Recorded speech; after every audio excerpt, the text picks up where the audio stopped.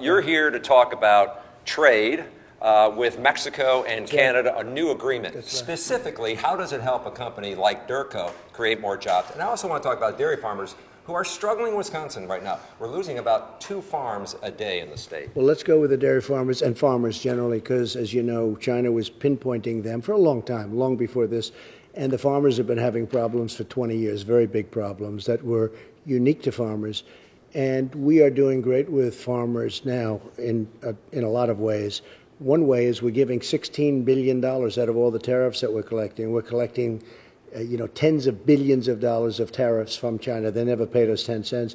And I've instructed, as you know, Sonny Perdue, Department of Agriculture, they're giving $16 billion of the tariff money that we collect, which is much more than even that, to the farmers. And today, through a few people, including Scott Walker, who I just saw at another event, we're giving additional money to a couple of the more specialty farmers that are specifically in Wisconsin because they were targeted by China.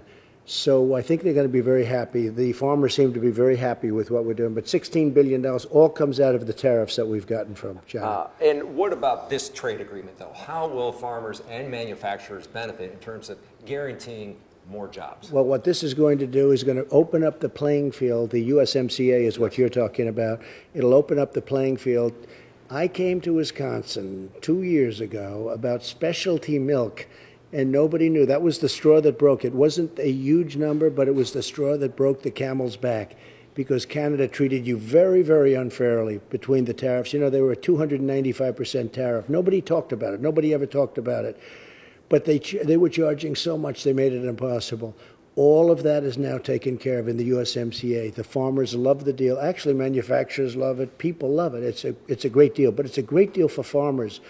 But a lot of it had to do with Wisconsin. I came here, and they had specialty milk, and they had other things that were really, really hurt badly in Canada. You know, Canada, I say it with great love and respect, but Canada really took advantage of the farmers in this country.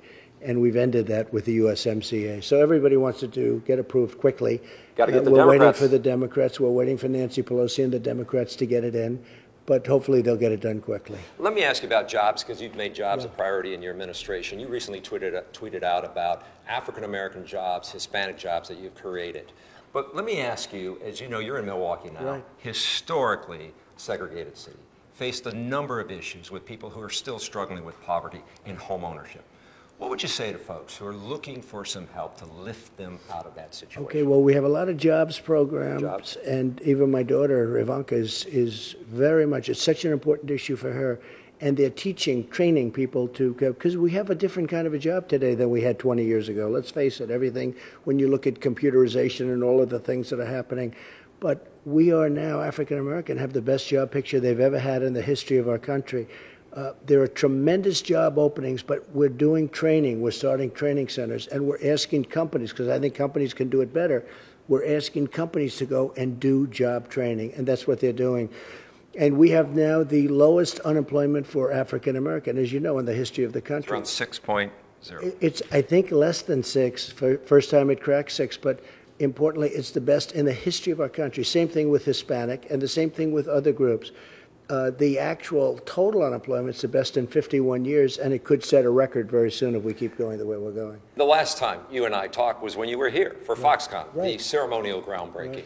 Since then, Mr. President, there's been a lot of uncertainty about what Foxconn will accomplish. And even Governor Evers, while they are building a manufacturing plant now, thinks at best they're going to get 1,500 jobs by next year. The thought was 13,000, $10 billion. I know you talked to Foxconn a lot. Did you have to convince them to stay in Wisconsin? And do you think when people say they overpromise, they may underdeliver? I don't think so. I think it's one of the most incredible plants I've ever seen. Right now, there's a lot of things going between Apple. As you know, they do a lot of the Apple work, especially their phones, their iPhones and all. No, Foxconn is going to be an incredible thing ultimately for Wisconsin. I have never seen, I go to many plants. I do a lot of plants. On a weekly basis, I do plants. I have never seen anything like they've built here. Probably I could say that for you, too. I've never seen anything. No, they have big plans. I spoke with Terry Gao, who's probably the biggest businessman in Asia. and they have tremendous plans for Wisconsin. They're going to be doing a good job. Did you have to convince them to stay here? I had to convince them to get going a little bit because they were not certain about the job picture. They have to get employees, and they were having a hard time getting employees. You know, our unemployment rate is so low. Where they come from, they get employees very easily. And I had to convince them to go forward because we'll have the employees for them. But, you know, they have a thing where they have to get people. And when you have a 3.6 unemployment, it's not as easy as they thought to get employees. But he gave me the go-ahead. This was a few months ago, right. You remember, just before the election, a little before the election. And he was great. No, they have big plans for Wisconsin. You won Wisconsin by more than 20,000 votes. Governor Walker lost Wisconsin in 2018 by about 30,000 votes.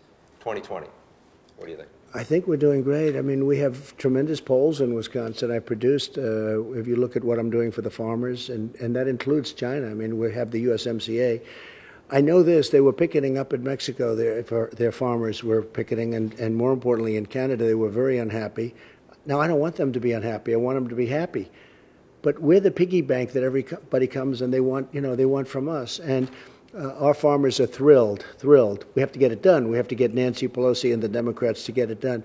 But our farmers are thrilled with the USMCA. They were less thrilled, but that's the way it is. I appreciate your time. Thank you very much. Great honor. It's good to see you. Thank you.